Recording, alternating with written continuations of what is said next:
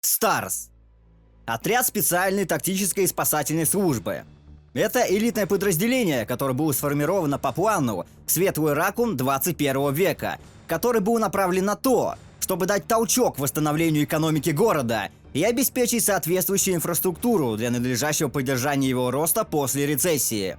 Криминальная активность в Ракун-Сити начала повышаться, и город стал страдать от череды жестоких преступлений, которые могли дойти вплоть до внутреннего терроризма.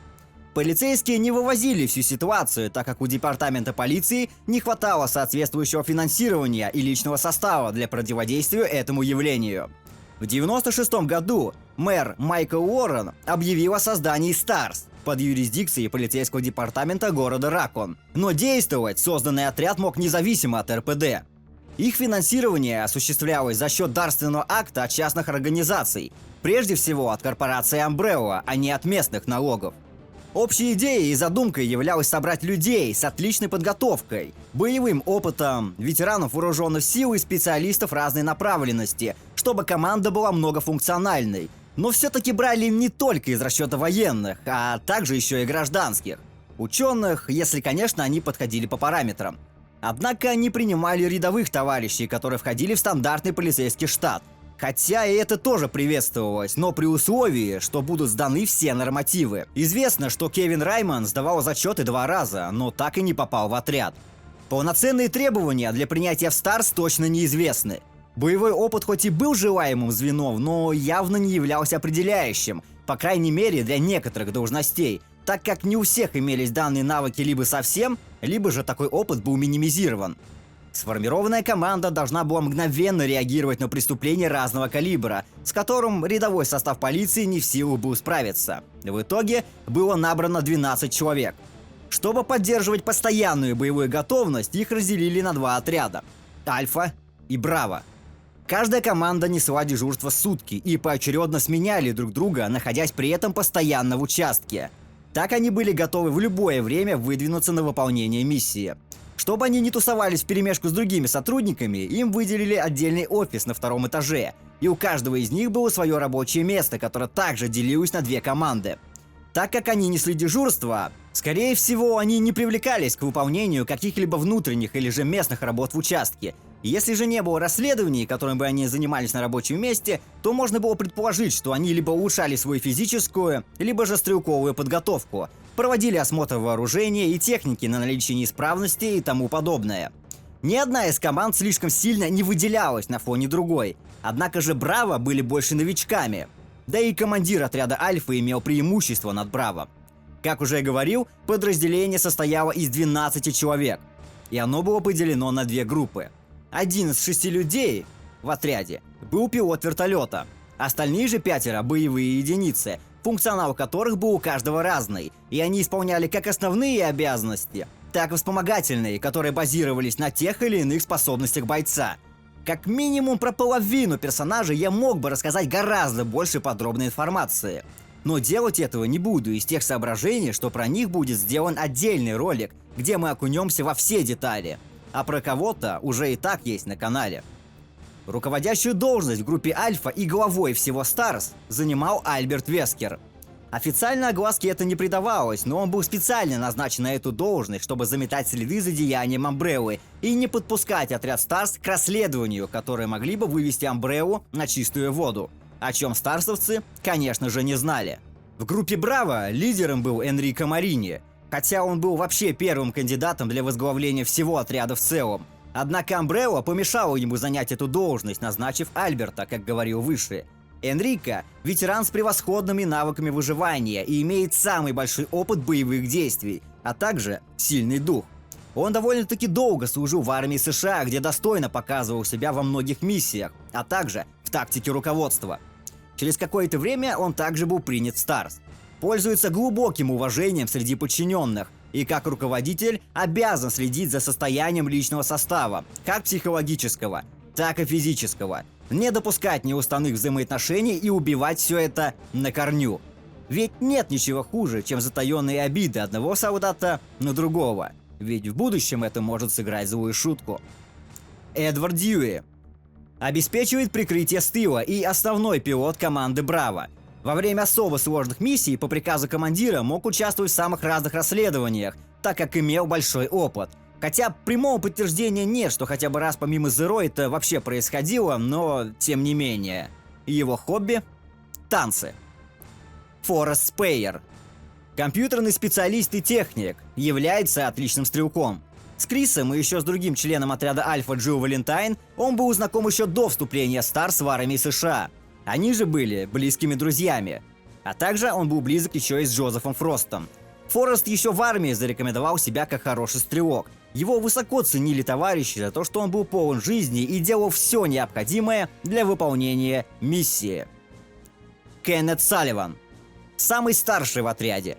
Отвечает за разведку и имеет докторскую степень в области химии. Именно из-за нее его и взяли в Браво. И выбран он был никем иным, как Альбертом Вескером. Хотя сам он не понимал, чем все эти знания могут помочь всему отряду. Не сильно уверенный в себе, немногословный, но при этом очень добрый человек. Хотя с виду кому-то это может так и вообще не показаться. Командир отряда Браво хвалил и признавал его в хорошую сторону, а именно то, с какой дотошностью он подходит к своему делу. Ведь его навыки расследования конкурировали с самим Энрико. И его хобби – ландшафтное садоводство и дрессировка собак. Ричард Эйкен.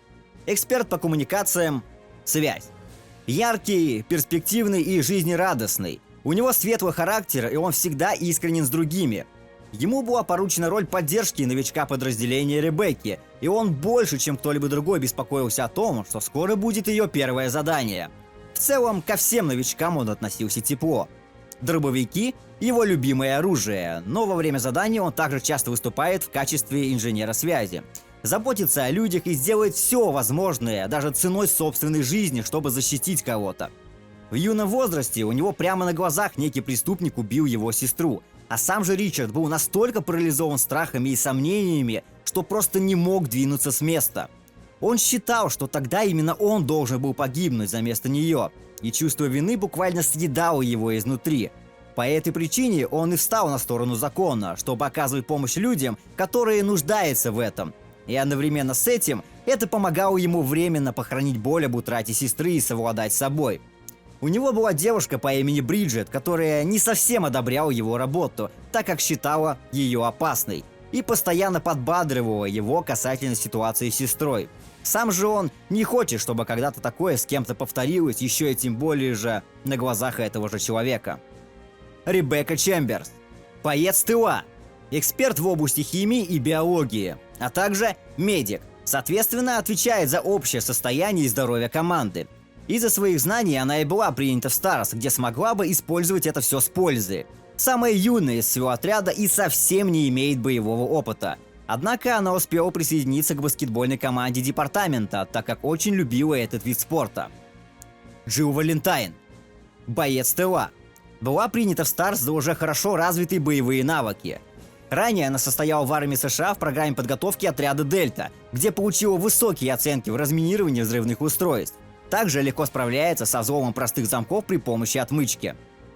Крис Редфилд. Разведчик и запасной пилот. Самый меткий стрелок из всего отряда. Ранее он служил в ВВС, где добился отличных результатов. Но хоть он и был выдающимся пилотом, он был уволен из-за разногласий с начальством. После же был принят в Старс, так как отлично справлялся со всеми видами вооружений из-за его двойную квалификацию пилота. Не хуже, чем стреляет, владеет рукопашным боем. Крис стал разведчиком группы Альфа. Его задачей была разведка и захват позиций впереди месторасположения остальной группы, и он чувствовал себя на этой должности прекрасно. Берри Бёртон.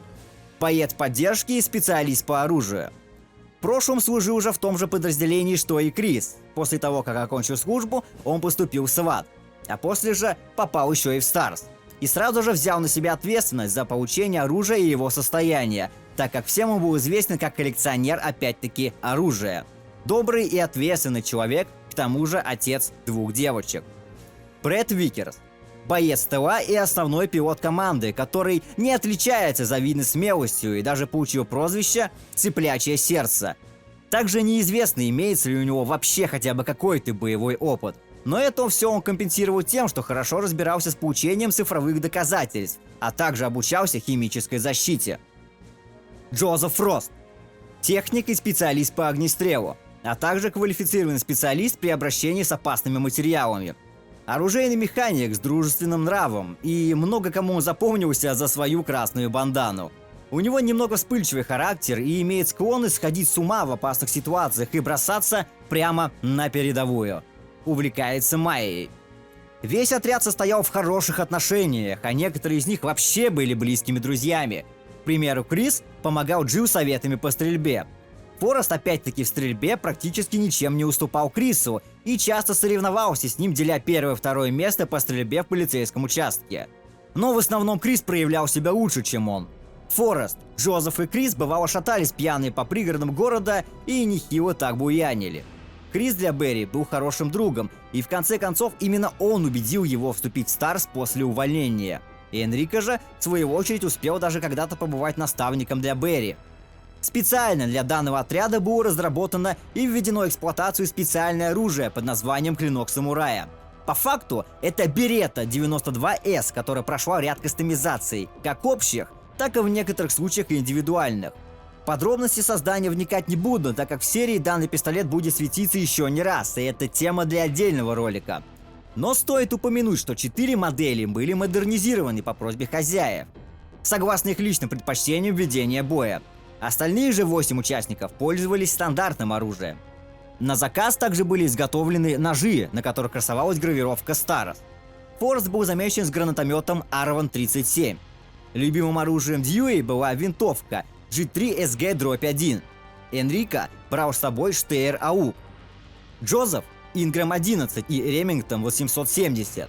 Берри владел кольтом Анаконда 44 Magnum. Также были замечены и другие виды вооружения, к примеру, снайперская винтовка М40, М16, Бенелли М4 Сопер 90, Мосберг 590, пистолет-пулемет HQ МП5А2, Ингрэм МАК-10 и 11, М40. Официальной формы одежды у Старс в полном объеме так и не было, разве что практически все участники, за исключением некоторых, носили под жилетом белую майку с логотипом Старс. Также у них были легкие куртки или более утепленные, бронежилеты, наплечники, наколенники, ножны для ножей и прочие радости для данных структур. Также был прототип одежды для Старс, что можно было увидеть в Resident Evil Code Veronica, однако в эксплуатацию она вступить так и не успела. Другое оборудование, предоставленное для Старс, а именно для Кеннета и Фроста, включало в себя наплечную камеру для записи хода миссии на видеокассеты. В тактическом отношении эти камеры используются разведчиками для записи и передачи развединформации и стратегических данных командованию. Но Вескер был не совсем заинтересован, чтобы все это записывалось и было сохранено. Ребекке был предоставлен набор для смешивания химикатов. Некоторым членам команды были предоставлены портативные рации, хотя они в принципе должны были быть у всех, но хотя возможно их снаряжение просто останется в будущем вертолете. После образования Старс получили в свое распоряжение вертолет АС-350Б. Однако в 1998 году они его обменяли на 2 вертолета модели UH-204B. Ближе к лету 1996 года в Арклейских горах начинают происходить странные убийства. Тела были сильно изуродованы, и даже родственники не могли подтвердить личность погибшего. У кого-то были вырваны органы, отсутствовали конечности, а также имели следы от укусов. Общество знало об этом, но им доводилось только 10% информации о телах погибших. Теорий было много о том, кто мог это сделать, начиная от гризли, заканчивая культистами. В течение следующих 2 месяцев полиции не удалось найти причастных к этому, так как и близко не получалось найти подозреваемых или сопоставить какие-либо мотивы. Тем временем волнение в городе нарастало, и под давлением СМИ шеф полиции Брайан Айронс официально передал дело Старс, хотя изначально он старался не подпускать отряд к этому расследованию, так как был связан с Амбреллой, заметал следы и получал от нее взятки. Но игнорировать это было уже невозможно, и 23 июля группа Браво, получив полномочия на расследование, отправились в назначенную точку. Энрико Марини понимал, что они могут столкнуться с чем угодно, и нужно быть готовым к любой ситуации. Он подсуетился и заменил Эдварда Дьюи, который был основным пилотом Браво, на Кевина Дулли, так как считал, что опыт Дьюи может пригодиться. Кевин был просто полицейским и не входил в штат Старс. Однако, благодаря его умениям пилотировать вертолет, его удалось безопасно посадить без каких-либо травм своих товарищей, так как во время полета появились проблемы с двигателем. Бравовцы, за исключением пилота, который остался у вертушки, решают осмотреть местность и находят перевернутый грузовик с мертвыми военными из морской пехоты, которые должны были конвоировать на смертную казнь Билли Коэна. Они решают разделиться, тем самым убить двух зайцев. Поймать еще в придачу заодно и Билли, так как они решили, что именно он убил сопровождающих. Однако не все оказывается так радужно. Эдвард наткнулся на стаю зараженных собак, и оказать сильное сопротивление на близкой дистанции по быстрым целям, хоть и из своей любимой винтовки, не смог и был сильно изранен. Однако ему удалось сбежать и запрыгнуть в поезд, в котором находилась Ребекка. Он предупредил ее о существах, которых видел, но сам скончался от полученных ран, тем самым став первой жертвой в Старс. А чуть позже обратился в зомби, которого может встретить Ребекка, и этому посвящена даже уникальная сцена для нее. Кевин Дули остался разбираться с поломкой вертолета и также подвергся атаке стаи церберов и в результате был растерзан. Форесту, Энрико, Салливану и Ричарду удалось добраться до особняка Спенсера, где они разделились, чтобы лучше осмотреть особняк, и вкусили все его прелести, которые включали в себя не только плоды экспериментов, но и ловушки, которыми был оснащен особняк. И у Фореста удачно получалось выживать до тех пор, пока его не загнали на балкон, куда он прибежал уже раненый, и там на него напала стая ворон. Из-за численного преимущества он не мог оказать сопротивление, да и поскольку вороны были заражены, даже первый укус сулил ему незавидное будущее. Сбежать от них по одной из версий он не смог, так как первым делом его лишили глаз. А насколько опасны зараженные вороны в стае, отлично показал фильм Пола Андерсона «Обитель зла 3». Когда игрок встречает его, то тот может на него напасть. А также он присутствует в качестве одного опасного зомби, который появляется в определенных местах, и любой выстрел в него приведет к моментальной смерти, так как он весь обвешан гранатами. Ричард же начал пытаться связаться с участком и, как и все остальные, также продолжал борьбу за свою жизнь. Альберт понял, что время Че пришло, и решил отправить и команду Альфа на смерть, но под соусом явно нештатной ситуации поиска и помощи группы Браво, с которыми пропала связь. Именно он и виновен в непредвиденной поломке вертолета группы Браво, так как успел с ним похимичить незадолго до этого. По прибытии Альфа подвергается атаке стаи церберов, и Джозеф погибает, так как слишком далеко отделился от команды. Герой решает спасаться бегством, но вертолет запрыгнуть не успевает, так как Брэд, вновь оправдывая свое погоняло, в панике вылетает. Однако он довольно-таки быстро вернул самообладание и вернулся за брошенными товарищами и пытался выйти на связь. Но альфовцы уже добрались до того же самого особняка и были полностью без связи. Они услышали выстрел, и часть отправилась на источники звука. Ровно в тот момент, когда они забежали в особняк, Кеннет начал последнюю борьбу за свою жизнь против зомби. Но он и так уже, считай, сутки только этим занимался, и это с ним играет злую шутку. Кеннет пытался убежать от зомби, но тот все равно настиг его в коридоре. Он единственный из группы Браво, кто взял камеру на это задание. Собственно, он и запечатлел последнее мгновение своей жизни. И опять же, ровно в тот момент, когда зомби вонзил свои зубы ему в шею, рядом оказалась Джилл Валентайн. Ребекка же еще с того момента, как увидела Эдварда в последний раз в поезде, объединилась с тем самым якобы убийцей, который оказался на самом деле хорошим парнем, и благодаря совместной работе им удалось сохранить друг другу жизнь. А также она узнала правду о том, что Билли не такой плохой, как о нем говорят документы. Она отправилась искать свою команду дальше, но придя в особняк, никого не смогла найти. А после скитаний сон взял свое. Через довольно-таки долгий промежуток времени ее нашел Ричард. Какое-то время они продвигались вместе, пока не встретили огромную змею. Она схватила Эйкена, а Ребекка начала мешкаться, и в результате Ричард оказался заражен. Он был не в состоянии передвигаться самостоятельно, но и Бекки не могла оставить его. А под рукой не было средств, которые бы ему помогли. Как раз, кстати, их нашел Крис, который катанулся колбаской и принес антидот.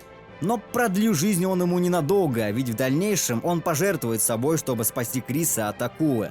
Есть также другой вариант его смерти, когда он возвращается к змее, чтобы отомстить, и заодно помочь Джилл. Но в итоге также жертвует собой. Но даже если он останется со змеей один на один, выжить ему не суждено. Забавно, что практически все его смерти связаны с самопожертвованием, что может отсылать нас о его травме, о потере сестры, когда он ничего не мог сделать. Новости о его кончине Ребекка приняла же более болезненно. Но от того, что она новичок, обузой она не была, и даже помогала неоднократно Крису, тем самым спасав ему жизнь. Однако у нее есть момент, где она тоже может погибнуть от рук охотника, если Крис слишком долго будет добираться до нее. Но по канону, благо, этого не происходит. Энрико же в очередной раз доказал, что не просто так занимает должность командира, и смог выяснить, что в Старсе есть предатель. Но кто именно, он не знал. В процессе задания он еще раз смог увидеться с Ребеккой, но компанию она не стала ему составлять, так как на тот момент она искала Билли, который попал в беду. Потом его загнал в угол Вескер и смог даже ранить. И в случае, если его находил Крис, то Энрико пытался выстрелить, однако в кого именно, неизвестно. Он мог заметить Альберта за спиной Редфилда, а может и просто не доверял Крису, ведь в голове сидела мысль о предателе. А если же к нему приходила Джилл, то к ней он оказывался более лоялен. Но, конечно же, в итоге все равно был застрелен Альбертом. Сам же Вескер использовал Берри для того, чтобы загнать Старс в ловушку под давлением расправы над его семьей, которой он захватил. Но на самом деле никого он не захватывал, а лишь блефовал. Но Берри об этом не знал и был его марионеткой. Именно он помог добраться до Энрико.